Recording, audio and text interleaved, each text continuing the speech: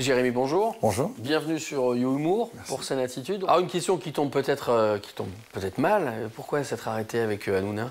Non, elle tombe pas mal, cette question, il n'y a aucun souci. Alors, pour plein de raisons différentes. La première, c'est que Laurent Ruquier est quand même la personne qui a changé ma vie. Le terme peut paraître un peu excessif, mais pas tant que ça. Quand j'ai commencé à me demander qu'à en rire, moi j'allais arrêter ce métier parce que ça faisait 10 ans que je ramais, que j'avais de gros problèmes financiers, que moralement j'étais épuisé, parce que vraiment on ne me donnait pas du tout de travail. J'ai été 1 an intermittent sur les 10 ans de café-théâtre que j'ai parcouru en France et à Paris, donc ça devenait vraiment très insupportable de se faire perpétuellement fermer les portes. Et quand j'ai démarré Laurent Ruquier, il m'a permis de passer de salles de 40 places vides à des salles de 3000 places pleines. Donc il s'est battu pour me laisser totale liberté d'expression, il m'a soutenu dans les moments les plus compliqués. C'est quelqu'un qui peut se montrer très dur, mais pour les bonnes raisons. Vous voyez, moi certaines fois il m'a dit ça je te mets pas dessus parce que je te sens pas prêt. Ah bon, je suis pas prêt? Non, parce que par rapport à ce que tu défends sur scène, eh ben, il faut que de l'autre côté, tu travailles encore là-dessus, travailles encore là-dessus. Donc c'est pas quelqu'un qui il n'est pas dans la complaisance, voilà. Et c'est parce que généralement c'est parce qu'il prend soin de vous qui fait ça. C'est quelqu'un de très fidèle au travail. Voilà. Après, moi j'ai Laurent Ruquier qui m'appelle, qui me dit Jérémy, j'aimerais que tu reviennes à mes côtés pour la nouvelle émission. C'est inconcevable de dire non. Enfin, ça aurait été d'une grande incorrection pour plein de choses. Ensuite, avec Cyril, ça se passe extrêmement bien. J'ai découvert un nouveau public. Maintenant, le problème c'est que, vous savez, selon les émissions, vous avez plus ou moins de possibilités parce qu'il faut vous adapter à un plateau. Le plateau de Cyril était agréable, mais j'étais obligé de faire de l'actu ou de la télé. La télé, bon, moi, c'est pas trop mon truc. Et là, j'ai été obligé de faire une espèce de revue de presse que je trouvais un peu classique.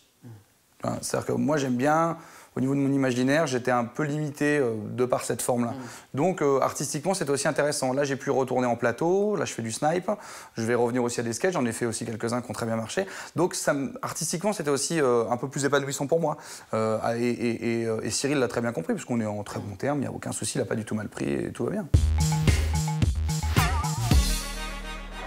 Bien, bon, les enfants, ça ne va pas du tout. On a reçu les récents chiffres de l'éducation nationale. Vous êtes très mauvais en calcul mental, les enfants. Le ministre de l'Éducation préconise 15 minutes de calcul mental par jour. Alors, je vais tout de suite vous donner des exercices à travailler chez vous. Hein. Alors, j'ai essayé de personnaliser un peu ces problèmes pour vous aider à vous sentir plus concerné par ces chiffres. Allez, prenez du papier et un stylo. Je dicte. En France, 80% des victimes d'agressions sexuelles sont des femmes. Un tiers d'entre elles sont âgées de moins de 18 ans. En prenant en compte ce chiffre, calculez combien de chances a Pamela de tomber enceinte d'un inconnu si elle continue à s'habiller comme une petite pute. Deuxième problème. D'après un récent sondage, 40% des personnes interrogées considèrent la culture musulmane comme une menace. Une menace, hein?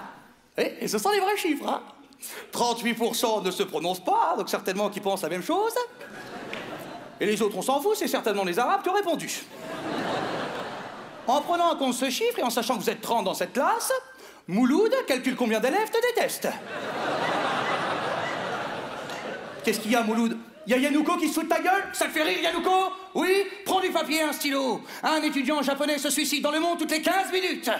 En prenant en compte ce chiffre, calcule combien de chances tu as un jour de fêter ton 18e anniversaire.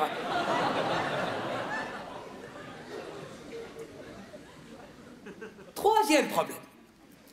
En sachant qu'un train de marchandises peut contenir 3 tonnes de pommes et qu'un individu moyen pèse environ 70 kilos. Calculez combien d'individus on peut mettre dans un train de marchandises. Oh, ça c'est assez classique. Alors bien sûr, Pamela Cohen, interdiction de demander de l'aide à ton arrière-grand-père, hein? Ah, c'est trop facile, hein? Arrêtez de vous moquer les uns des autres, vous êtes pénibles, hein? On n'est pas content avec votre professeur de français. On vous a fait travailler les expressions, notamment mettre des bâtons dans les roues. À aucun moment, on vous a demandé de tester cette expression sur le fauteuil roulant de la petite Émilie, hein? C'est cruel ce que vous avez fait, là, hein? Émilie est une enfant comme les autres. Pratiquement, en tout cas. Pardon, Émilie. Oui, ma chérie, on va te faire un problème personnalisé pour toi aussi, bien sûr, c'est normal.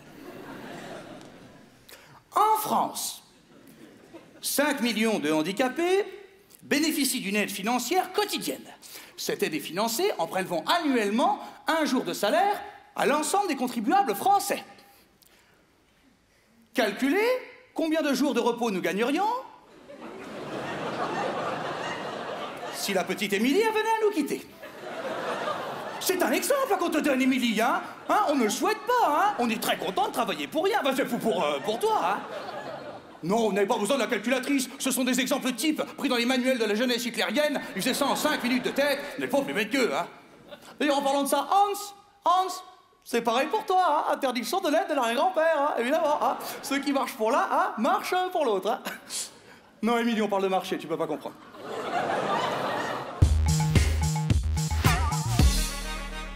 On revient à Ruquier, une question, parce que c'est vrai qu'on a beaucoup entendu parler certains humoristes qui avaient été un petit peu recadrés, écartés, qui n'avaient pas fonctionné, dire que c'était une machine à tuer, l'émission. S'ils sont venus, c'est qu'ils l'ont vu avant de venir s'inscrire. Donc c'est compliqué de se faire critiquer, de critiquer quelque chose. C'est eux qui sont venus taper à la porte. Moi, j'ai vu l'émission. Tous les jours, il y en avait qui se faisaient écarter de manière plus ou moins violente. Donc ils savaient à quoi ils s'attendaient. C'est un métier qui est compliqué. Vous savez, je ne crois pas que ce soit plus compliqué d'entendre Jean Benguigui vous dire que votre sketch n'est pas bon que comme moi j'ai pu avoir en allant faire des festivals d'humour auxquels j'ai... Moi j'ai par exemple été refusé d'absolument tous les festivals d'humour. 99% des festivals d'humour, j'ai été refusé. Quand vous avez un mec qui, parce qu'il est partenaire du festival, Volkswagen, quand un mec vend des Golf, me dit qu'il faut que je travaille ma diction. Je trouve pas ça plus violent que Jean Benguigui qui vous dit que votre sketch est faible. Ce que je veux dire par là, c'est que ce métier est cruel, mais il est cruel et il est dur à la hauteur de ce qu'on veut, de ce qu'on attend de lui. Il faut quand même être conscient de ce qu'un artiste veut en montant sur scène. Un artiste en montant sur scène, il veut la gloire, il veut l'argent, il veut la célébrité, il veut une vie de rêve, mais il n'est pas capable d'encaisser les coups qu'il va peut-être prendre en voulant atteindre le rêve. C'est impossible. On peut pas, on peut pas viser le rêve et ne pas accepter de souffrir. C'est impossible. Ce métier, il est difficile, il est compliqué. Vous pouvez regarder mes passages, moi j'en ai fait 110, des passages chez Laurent Ruquier. J'ai parfois été nul, j'ai parfois été sifflé, parfois Laurent a été très très dur avec moi, comme Catherine, comme Jean, et puis c'est comme ça. Et puis c'est ce métier qui est comme ça. Ce que je veux dire par là, c'est que c'est trop facile de venir toquer à la porte, de faire le sketch, de se prendre une veste, et puis après de dire « ils ont été durs avec moi, c'est une machine à tuer, il fallait pas venir, mec ». Personne t'a forcé à venir. Ta émission, tu l'as vue avant de venir, donc tu savais pas, tu peux pas dire que tu savais pas à quoi tu t'attendais. Donc voilà, donc cette émission est très critiquée, n'empêche que c'est quand même la seule émission qui a proposé à des artistes de venir s'exposer sur une scène en totale liberté d'expression, en télévision, sans avoir un copain à la production. D'ailleurs, c'est quand même très drôle, parce que les gens qui sont ressortis de ces émissions, qui ont été choisis par le public, parce que moi, j'ai jamais vu un mec faire rire le public se faire dégager de cette émission. Jamais. Les mecs qui se sont fait dégager de l'émission, c'est parce qu'ils n'avaient pas fait rire le public. Après, c'est pas parce qu'ils n'étaient pas drôles. Il y a des gens très drôles qui ne sont pas passés dans cette émission. Il y a des gens très drôles sur scène, mais qui, dans un format télé, sont plus compliqués, etc. Mais on peut pas... on s'aperçoit quand même qu'avec cette émission, les 5, 6, 7 qui sont ressortis, on ne les avait jamais vus avant, dans des émissions d'humour. Ouais. Donc comme quoi, quand ce sont le public qui décide et plus les producteurs télé, on s'aperçoit que c'est quand même différent. Donc je trouve que cette émission a ses défauts, mais elle a aussi énormément de qualité. D'accord. Heureux après ça. Oui. Après, vous savez, moi, je suis très heureux quand je suis sur scène. Après, moi, ma passion, c'est la scène. Donc, je suis très, très heureux quand je suis sur scène.